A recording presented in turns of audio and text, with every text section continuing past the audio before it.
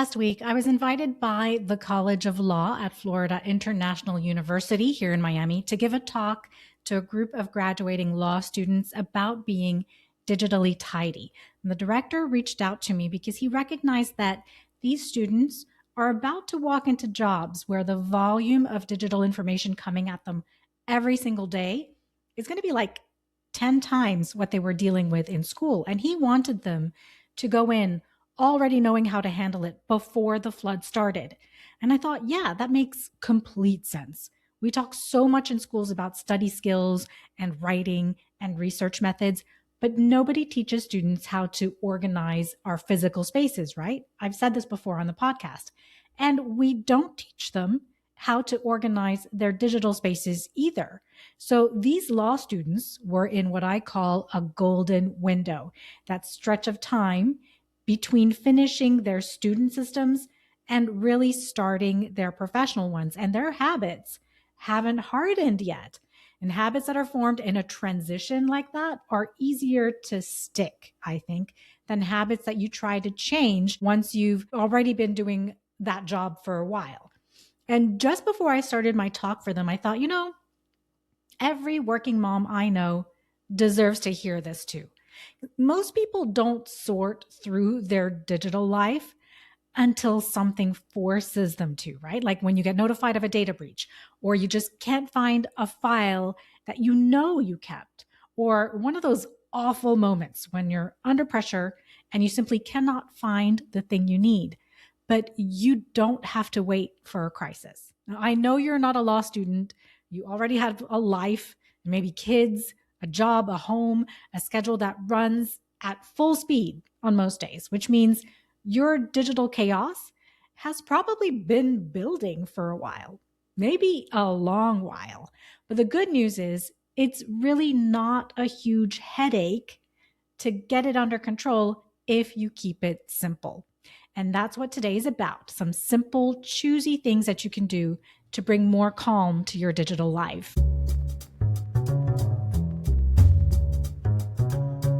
This is episode 103, and today we're talking about digital tidiness. Here's how we're going to go through this, because I know that this topic, tidying up your digital spaces, can feel like a lot.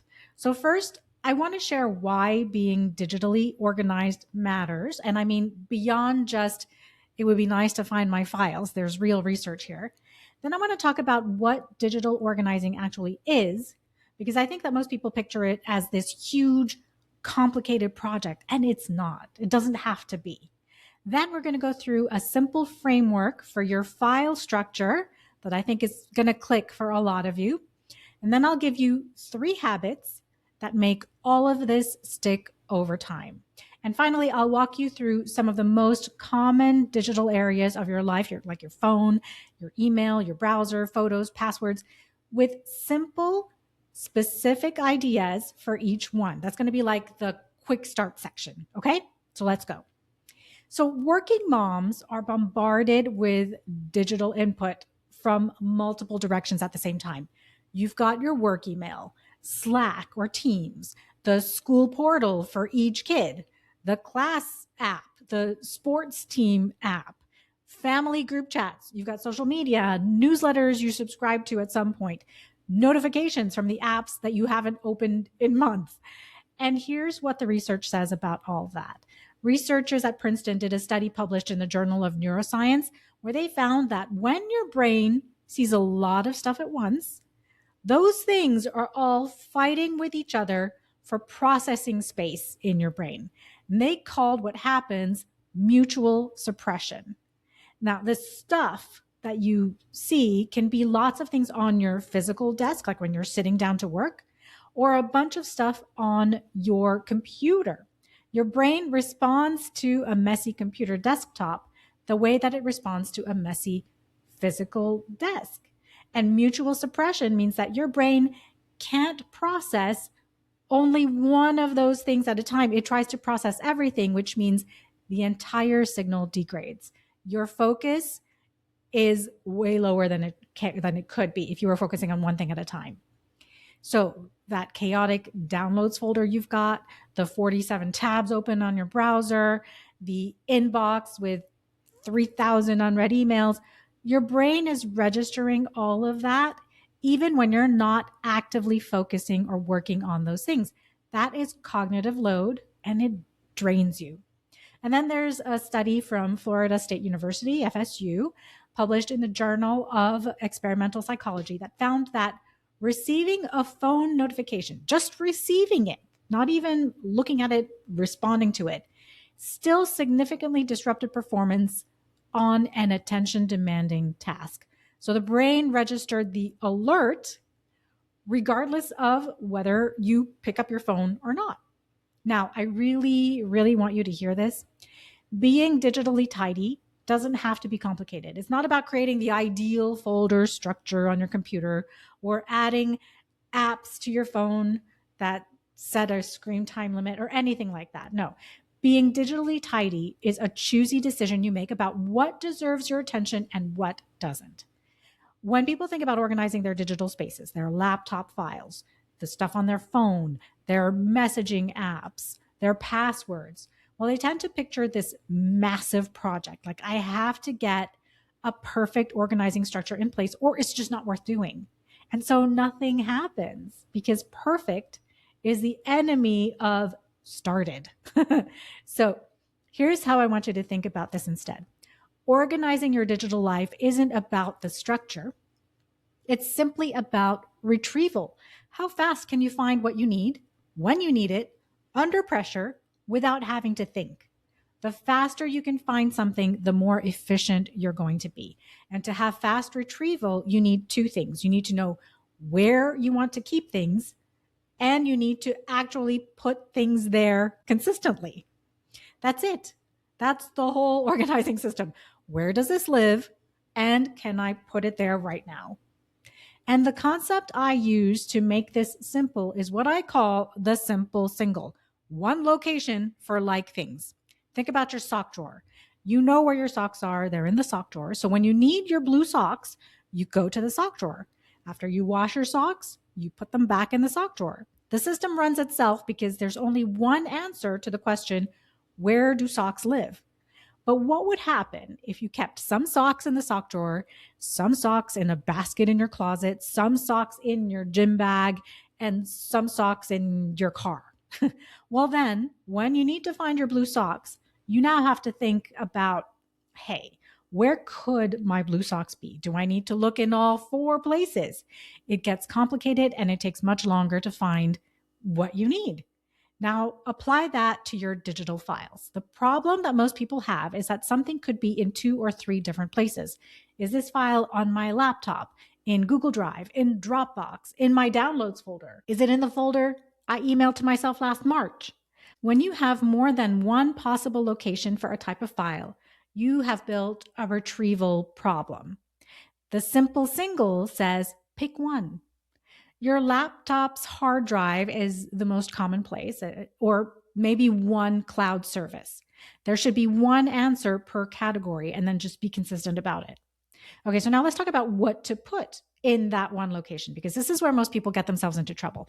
They create way too many folders, way too many. And then the system breaks down because when you're putting something away in a hurry, you can't remember which of the 14 folders it's supposed to go into. So if you want to simplify, here's what I would suggest.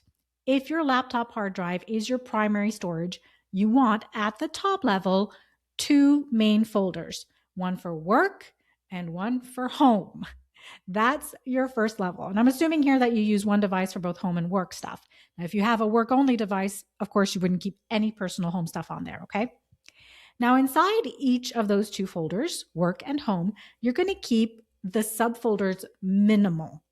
I want to introduce you to a framework that I like as a starting point. It's called the PARA method, P-A-R-A, and it was developed by a productivity expert named Tiago Forte. PARA stands for projects, areas, resources, and archive. So you'd have 4 subfolders inside your work folder and 4 inside your home folder. Now let me walk you through what each one means, but I want to say this up front. The labels, the names of those 4 folders are not the important thing. How you use them is what matters, okay? So the projects folder. Projects are the things that you're actively working on right now, things that have a start date and at some point a stop date. So if you're working on a presentation for next month, that's a project. If you're planning a home renovation, that's a project. Now you can be flexible here. For me, my podcast is in a subfolder in projects, even though there's no official end date in sight for the podcast. But in my head, though, it feels like a project. It has regular deliverables. So that's where it lives. Don't force your brain to work in a way that's completely opposite to how it naturally thinks. If you do, you'll forget the system, you'll get confused, and the whole thing just breaks down. The area folder. Now, areas are categories you work on either continually or intermittently, ongoing things. So for my home files, I have a finance subfolder where banking information, tax stuff, anything money related goes. I have a home subfolder under areas for things like insurance information, that kind of thing. I have a read later subfolder for links or articles that someone shared with me that I actually want to go back to. And I have a schools subfolder under areas where my kids' school stuff lives. And I might break that down a little more by having a subfolder by year and then maybe one subfolder for each child. But beyond that, I haven't found it really necessary to create a bunch more subfolders because I can search in the search bar for the topic of a file that I'm looking for, right? Now, let's say that my child's teacher asks parents to pull together some pictures and a poem to send to school for a specific event. Well, I might create one more subfolder with that topic name and keep it under schools. And you might ask, wait, isn't that a specific project? Like if I'm putting together photos and a poem for a school event, shouldn't that go in the main projects folder, not in areas? My answer is, well, which folder are you going to remember to look in when you need to find that school project again? Projects or schools? So answer that. And then that's where it should go. Because the only person who cares where it lives on your hard drive is you. When you need to find it on the day that you have to print it out and send it to school, right? None of this has to be perfect. You will not be graded by Tiago Forte on how closely you followed his method. Organize for the way that your brain actually works, okay? The resources folder. Resources is where you keep reference material, right? Things that you want to come back to, like downloaded recipes, research, links to sites you need to track, that sort of thing. Now, if the resources label isn't clicking for you, rename it or get rid of that folder altogether if you don't use it, right? Because Tiago Forte is not checking. If you keep finding yourself debating whether something goes in resources or schools, again, just ask yourself, where am I going to think to look for this a month down the road? Well, then go there. That's where it lives. All right. The archive folder. Archive is for old stuff that you're not ready to delete. And honestly, that's really what it is. It's where you put things when you're afraid to just delete them. And that's fine, no judgment. Create an archive folder. And when you look at your files right now and you find things that are old or finished, or you're just not actively using them, grab them all and drop them in archive. Don't think twice about it. It's still there if you ever need it. You haven't deleted it. And it's out of your working space. So it's not causing that visual clutter that can cause the mutual suppression. Okay. Now, in my example that I just walked through, instead of P-A-R-A, projects, areas, resources, and archive, I have, let's say, for my home folder, 4 subfolders: schools, finance, home, and read later. And then perhaps I have an archive. So 5 subfolders. For your work folder, well, you'd go through the same thing. Projects are your current active projects. Areas might be things like recurring meetings, ongoing responsibilities, performance reviews, KPIs, whatever you work on regularly. Resources is your reference material. Now, archive is everything completed or old. And you can rename any of these to whatever label you're actually going to remember. That's the point. The biggest mistake most people make is creating too many subfolders. I've mentioned this. The second biggest mistake is not having a consistent naming structure for their files. So keep the folders minimal. and start naming new files in a consistent way from today forward. Don't go back and try to rename everything. That project is infinite and your motivation right now is finite. So just put the old stuff in archive and start fresh going forward with how you name your files. And I'm just going to give you a file naming convention here if you're struggling trying to stick to one. And it's this: description, year, month, day, and version. So the description of what the file is first. For example, Timmy Family Project Poem, and then add the date. So the 4-digit year, 2026, a 2-digit month, and a 2-digit day. And then a version number if you want, okay? Optional.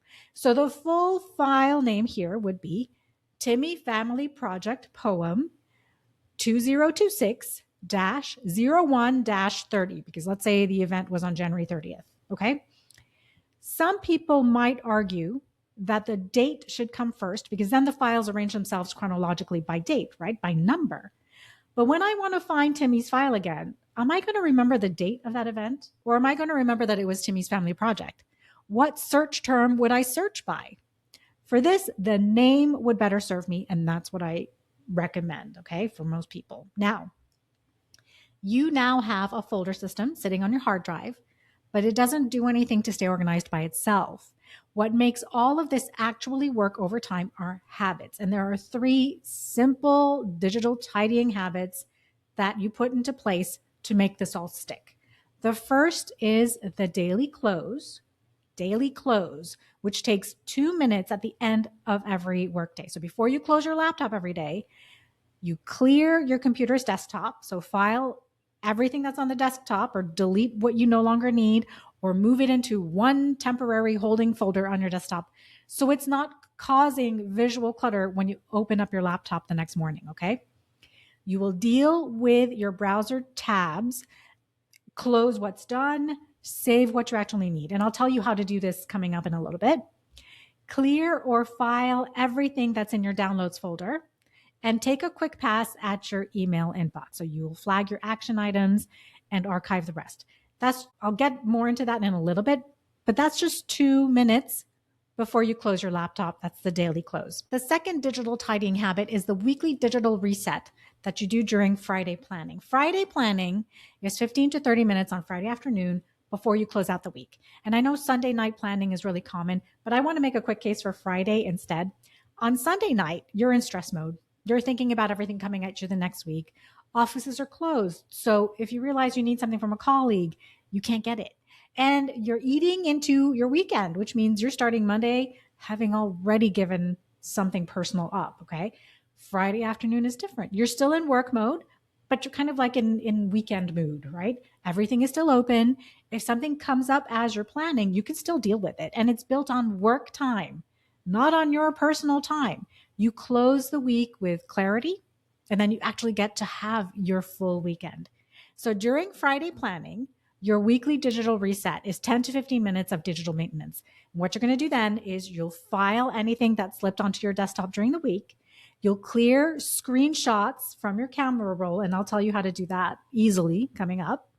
You'll review anything that you flagged in your email, and you'll do a quick scan for any unexpected paid subscriptions. By the way, I have a whole episode on planning that goes a little deeper into Friday planning. It's episode 97, and I'll put the link to that episode in the show notes for you. Okay, and the third digital tidying habit is the quarterly purge. This takes about 1 hour, 4 times a year. During that hour, you'll cancel subscriptions you're not using, those paid subscriptions. You'll do an app audit on your phone. You're going to delete any apps that you're not using anymore. You'll close any dormant accounts, and you'll check whether any accounts have been involved in a data breach. And I'll tell you how to do that really easily in a minute. Okay, so again, once you have a digital filing system that you think you'll stick to from now on and a file naming structure that you'll start using from now on, you can use the one that I gave you. Remember, you do not need to go back and rename all the files on your computer. In fact, that's a waste of your time. Do not do it. Only rename older files if you need to open and use them. So before you close them, you can rename them using your new file naming structure. But once you've got those, you'll adopt 3 simple digital tidying habits: the daily close, 2 minutes at the end of every workday to clear off your computer's desktop, to deal with your browser tabs, and file or delete the stuff in your downloads folder. The weekly digital reset, which is 10 or 15 minutes during your Friday planning, where you finish filing stuff that has come in. You'll delete screenshots that you no longer need from your camera roll. You'll review what's in your email inbox, and you'll do a quick scan for any paid subscriptions. And the quarterly purge, which is about an hour once a quarter, where you'll cancel any paid subscriptions you really don't need. You'll do an app audit on your phone and delete apps you're not actively using. You'll close any dormant accounts, and you'll check if your email has been in any data breaches. So now I'm going to go through 7 digital areas, and for each one, I'll tell you what the actual problem is. And I'm going to give you 1 or 2 very simple things to do to tidy up those areas. So pick one to start with this week. You do not have to do all 7, okay? The first category are your browser tabs. Now, the problem is that open tabs are unresolved tasks. There's a concept in psychology research called attention residue.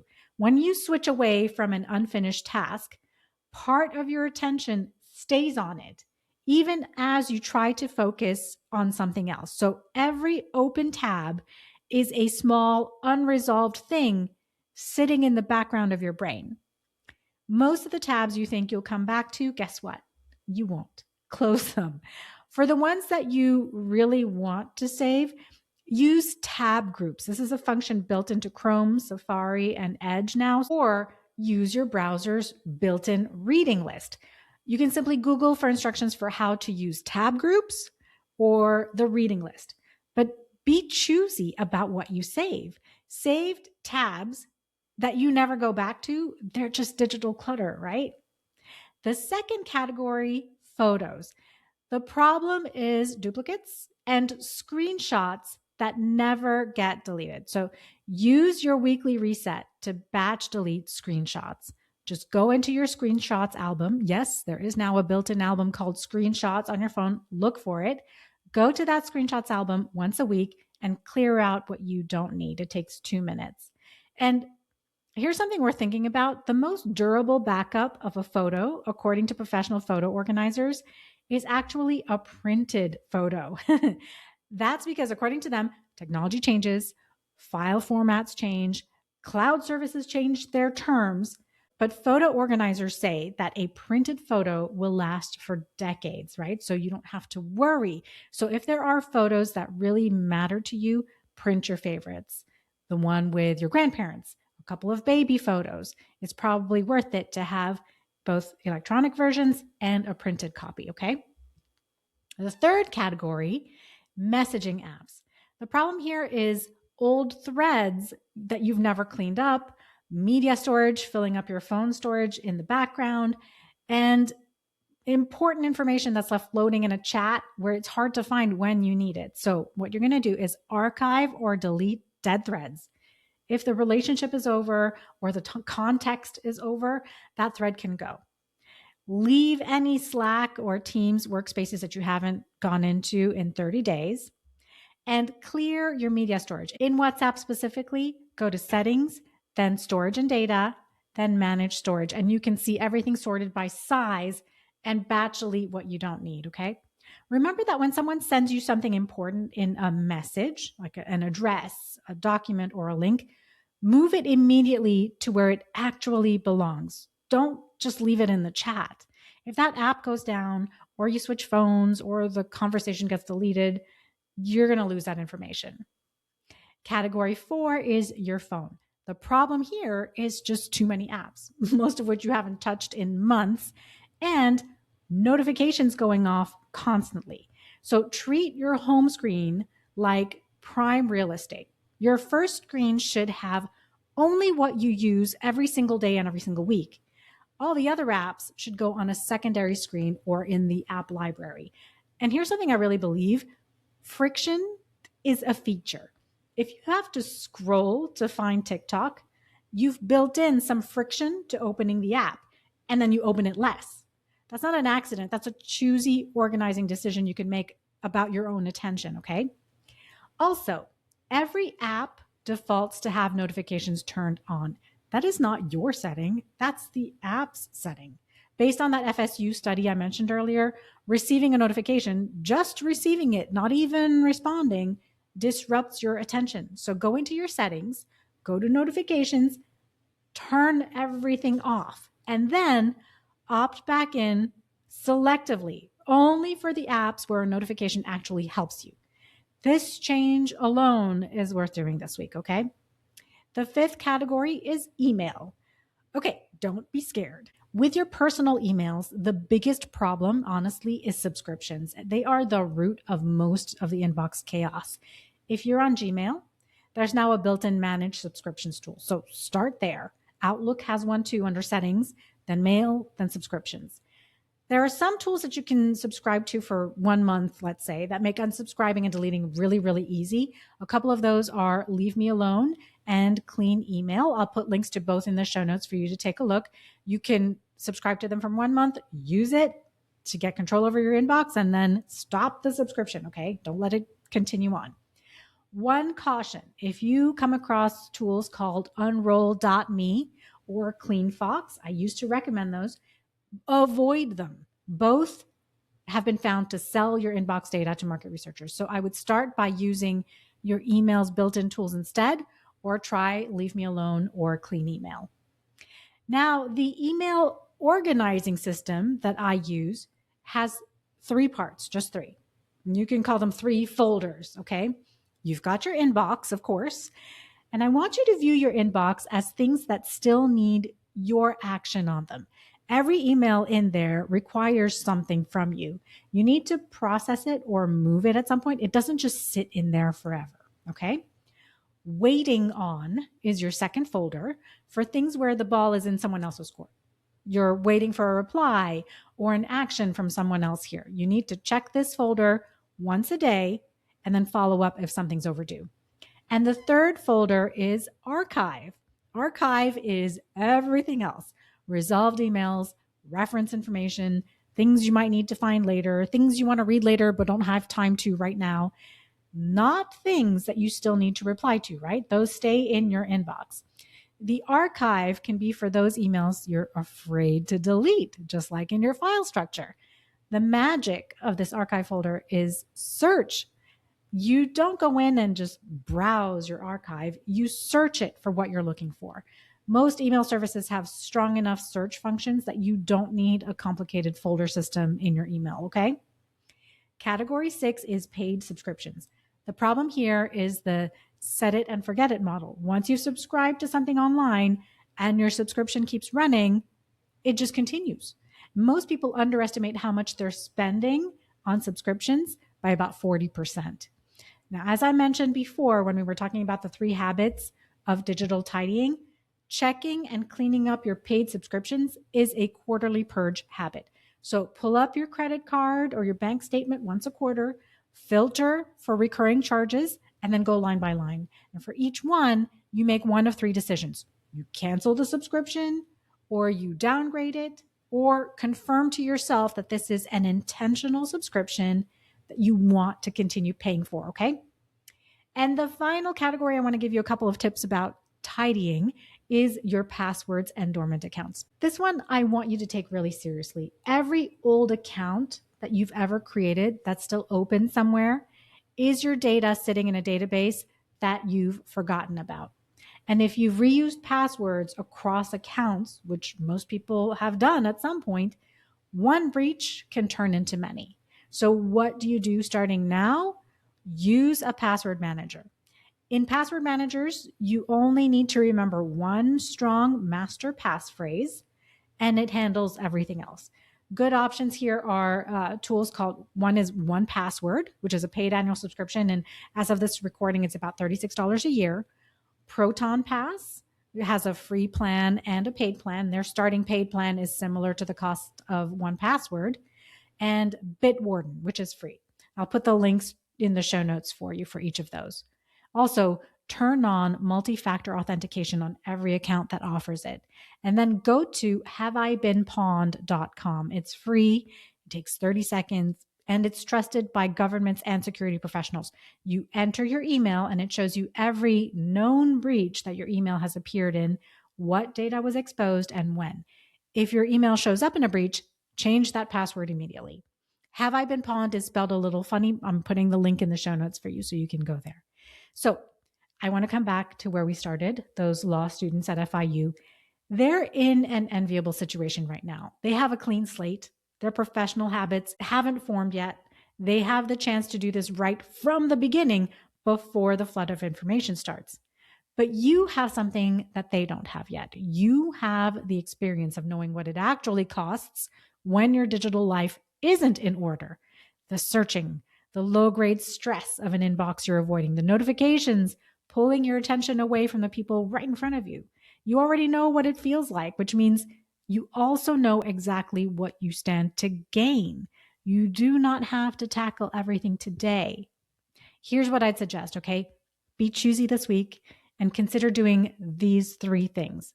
1, pick one digital category from today and give it a simple single home.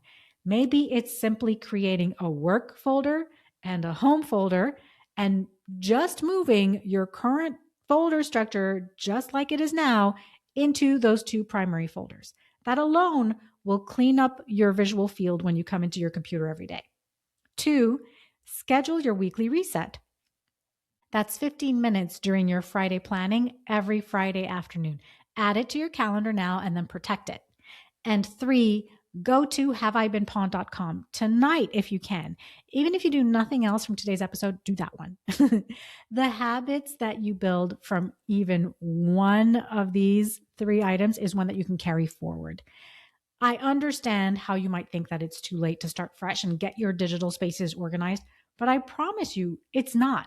Just rewind this episode to the one section that you want to clean up and try one thing from that section. Start small. And like I said, start from today forward. Don't worry about all your old files and emails. Move all of them into archive. They're not gone. They're all searchable. They just won't be causing you to spread your focus thin before you even start working. Guys, send this episode to your college kids, okay? Your adult kids or someone you love. The more we can help the people we love to focus better on what they want to focus on, instead of unknowingly being distracted by too much stuff in their digital spaces, the more present we can all be with each other, the more time we'll have to do the things that we want to do, right? Digital clutter is still clutter. And so you can clean it up and it doesn't have to be a huge headache. I really appreciate you listening today. And I really hope you have a beautifully organized week. I'm Z and I'll see you on the next episode.